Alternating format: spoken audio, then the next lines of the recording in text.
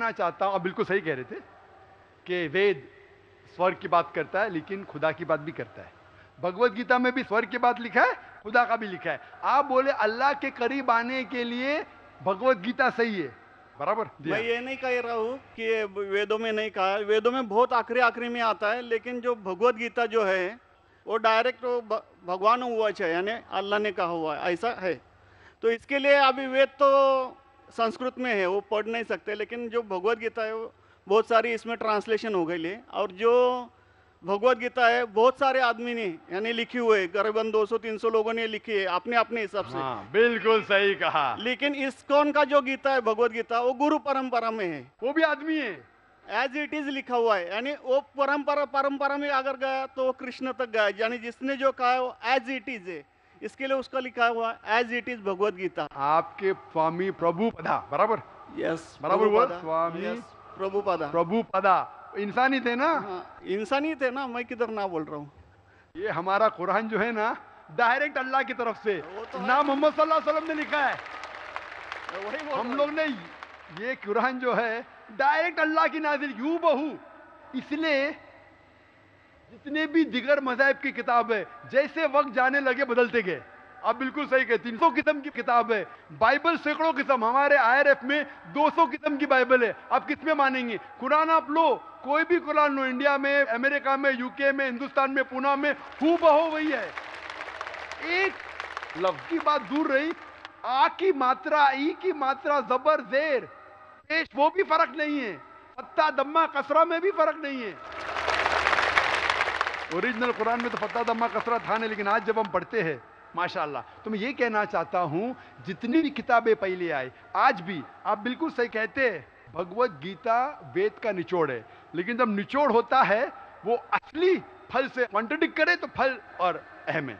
मैं बिल्कुल मानता हूं, स्वामी प्रभुपदा मानते हैं कि भगवत गीता क्या है, वेद का निचोड़ है। और वो कहते हैं, मैं भी पढ़ चुका हूं आपकी Bhagavad Gita as it is पढ़ चुका हूं, उसमें ही लिखा, उसका ही ट्रांसलेशन था। भगवत गीता अध्याय नंबर 7 श्लोका नंबर 20 में, जो कोई दुनियादारी के पीछे भागता है वो गलत खुदाओं के पीछे भागता है।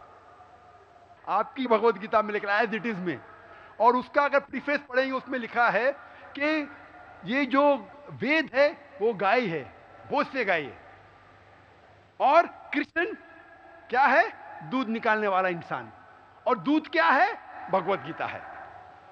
सही कह रहा हूं कि नहीं? प्रीफेस में लिखे है। कौन कहता है? आपके स्वामी प्रभुपदा। मुझे उसका ट्रांसलेशन पसंद है। अक्सर हमारे वहां भी माशाअल्लाह 50 से ज्यादा भगवत गीता है, मैं लेकिन स्वामी प्रभुपदा की गीता को पसंद करता हूं, अच्छी गीता है, इसीलिए मैं प्रीफेस कह रहा हूं। लेकिन उसमें भी लिखा हुआ है, उसके अंदर भी वो निचोड़े वेद का निचोड़ है। लेकिन निचोड़ मतलब नहीं कि असल फल को गाय को छोड़ देंगे, गाय चले जाएंगी तो दूध क्या करेंगे आप? गाय रहेंगी तो दूध मिलते रहेगा ना। दूध को लेंगे, गाय को मार देंगे, दूध आपका खत्म हो जाएगा। भाई गाय को जिंदा रखो, रोज दूध लो, बराबर कि नहीं? दूसरे बच्चे पैदा करेंगे गाय, लेकिन तो गाय को मत छोड़िए। इससे हमें पता लगता है, उसमें लिखा हुआ है, आपके वेद में लिखा हुआ है कि और एक पैगंबर आने वाला है। आपकी भगवत गीता में लिखा है चैप्टर नंबर 4 में वर्ष नंबर 7 से 8 में, यदा यदा धर्मस्य, यानी युग युग में जब भी परेशानी आएंगी इस धरती पे तो मैं एक रूप हासिल करूंगा, अवतार। अवतार की सही मानी आपको मिलेगा वेद से। उसमें पता चलता है जिसे हम कहते हैं पैगंबर, आखिरी पैगंबर, आखिरी अवतार कौन है? कल के अवतार। अगर आप भगवत गीता में मानते, अगर आप वेद में मानते, आपको आखिरी अवतार कल के अवतार में मानना ही पड़ेगा, फिर ही आप कह सकते मैं असल भक्त हूं भगवत गीता का। वो तो है ही, आपने जो बताया कल के अवतार तो आने वाला आप ही है, मानते कल के लास्ट अवतार में आने वाला है। आ चुका है। और उसमें लिखा था कल के अवतार की मां के नाम क्या है? सुमति। सुमति की मानी अमन, अरबी में कहते हैं आमिना। मोहम्मद सल्लल्लाहु अलैहि वसल्लम के वालदा का नाम था आमिना। उसमें लिखा है कल के अवतार, चैप्टर नंबर, अभी हवाला भी दे रहा हूं मैं, टाइम मिल रहा है ना। कल के अवतार चैप्टर नंबर 2 वर्ष नंबर 5 श्लोक नंबर 5, 7, 9, 11, 15। इसमें लिखा है कि उसके वालिद का नाम है विष्णु यास। विष्णु यास मतलब खुदा का बंदा, अरबी में तर्जुमा करेंगे अब्दुल्ला। मोहम्मद सल्लल्लाहु अलैहि वसल्लम के वालिद का नाम था अब्दुल्ला। उसमें लिखा है वो ऐसी जगह में पैदा होंगे जो अमन की जगह है। हम मानते हैं कि मक्का एक अमन की जगह है। उसमें लिखा है कि वो उस फैमिली में पैदा होंगे जो उस इलाके के अमीर होंगे। हम जानते हैं कि कुरैश के फैमिली में पैदा हुए थे मोहम्मद सल्लल्लाहु अलैहि वसल्लम। उसमें लिखा है कि वो 12वीं तारीख माधव के दिन पे पैदा होंगे, वो 12वीं रब्बी अव्वल मोहम्मद सल्लल्लाहु अलैहि वसल्लम पैदा है। आगे आप पढ़ेंगे वेद में लिखा है कि उसके 4 करीब दोस्त थे, जिसका मैं जिक्र किया हूँ। 4 करीब दोस्त मोहम्मद सल्लल्लाहु अलैहि वसल्लम के थे, जो हजरत अबू बकर, हजरत उमर, हजरत उस्मान, हजरत अली। मैं अल्लाह भी मौल, अल्लाह ताला की रहमत सब पे हो। किसके बारे में जिक्र करें? उनको सबसे पहली जो वही आएंगी वो आएंगी एक गार के अंदर। हम जानते हैं मोहम्मद सल्लल्लाहु अलैहि वसल्लम सबसे पहली वही आए गारे हिरा में। फिर वो करेंगे हिजरत, नॉर्थ की तरफ फिर से वापस आएंगे। मोहम्मद सल्लल्लाहु अलैहि वसल्लम हिजरत की मदीना जो नॉर्थ के ऊपर है, फिर से वापस आए। मैं तो 1 घंटा सिर्फ तस्करा कर सकता हूँ मोहम्मद सल्लल्लाहु अलैहि वसल्लम हिंदू धर्म में, वक्त नहीं है। मैं ये पूछना चाहता हूँ, आप मानते क्या इस कल के अवतार में? आप मानते मोहम्मद सल्लल्लाहु अलैहि वसल्लम आखिरी पैगंबर है?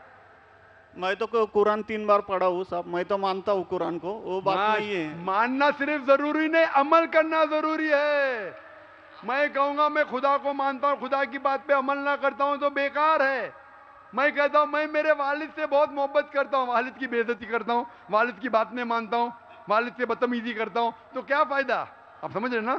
समझ रहा हूँ मैं, लेकिन आपने कुछ पहले ही अभी 10-15 मिनट पहले ही आपने कहा था कि जो भी है कुरान है, वेद है और बाइबल है, कि जो जो उसमें लिखा हुआ है खुदा ने उसके ऊपर अमल करना चाहिए। तो मैं अपने इससे अमल करता ही हूँ। जो कुछ मानता तो हुई है खुदा एक ही है करके, वो तो मानता ही है। बिल्कुल। मैं नहीं बोल रहा कि आपके लिए कोई खुदा अलग है, मेरे लिए कोई अलग है, या ईसाई के लिए कुछ अलग है। आप सनातन धर्म के हैं, मैं जानता हूँ सनातन धर्म में एक खुदा को मानते हैं। वो मानते खुदा की प्रतिमा नहीं, अक्स नहीं है, बराबर ये मानते। लेकिन मैं ये जानना चाहता हूँ आप कल के अवतार में आप मेरे सवाल को घुमाओ मत।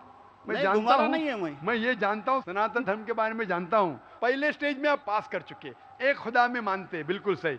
मैं ये बात जानना चाहता हूँ कि उस खुदा के अवतार पैगंबर, आखिरी पैगंबर में आप मानते हैं क्या नहीं मोहम्मद सल्लल्लाहु अलैहि वसल्लम? ये मेरा सवाल है।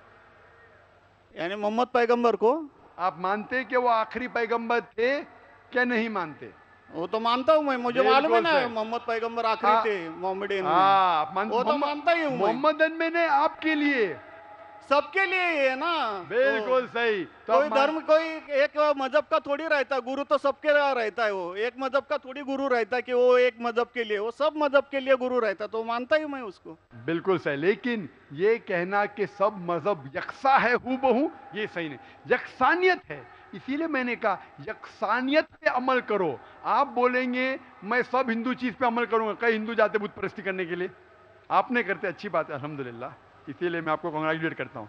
आप बुत परस्ती नहीं करते, मैं आपको कांग्रेचुलेट करता हूं। मैं कांग्रेचुलेट करता हूं क्योंकि सनातन धर्म बुत परस्ती नहीं करता है। अल्हम्दुलिल्लाह सुम्मा अल्हम्दुलिल्लाह, आप आधे इम्तिहान में सफलता पा गए। अभी ये पूछता हूं मैं, जैसे आपने कहा आप अगर मोहम्मद सल्लल्लाहु अलैहि वसल्लम को आखिरी पैगंबर मानते हैं तो उसके पैगाम पे अमल करना ज़रूरी है।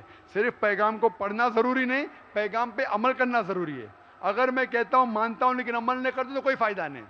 तो ये होता है कि अपने मन से खुदा की बात जो आखिरी पैगाम है कुरान शरीफ और आखिरी पैगंबर मोहम्मद सल्लल्लाहु अलैहि वसल्लम में मानना ज़रूरी है, फिर ही आप सही तरीके से मज़हब को पहचान सकेंगे। Hope the answer the question. नहीं, थैंक यू। कुछ बोलने का आपको?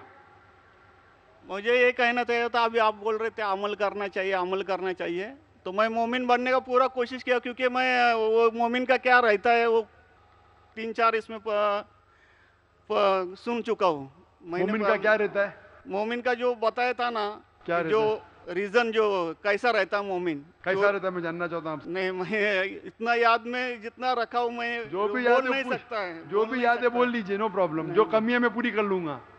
नहीं नहीं यार, जान दीजिए, अगर दूसरे को भी क्वेश्चन पूछना है मैं आपसे मोहब्बत करता हूँ, मैं आपको पर्सनली मिलता हूँ बाद में। अच्छा, बाद में मिलेंगे स्टेज के बाद इंशाल्लाह। ओके, ठीक है। हरे कृष्णा।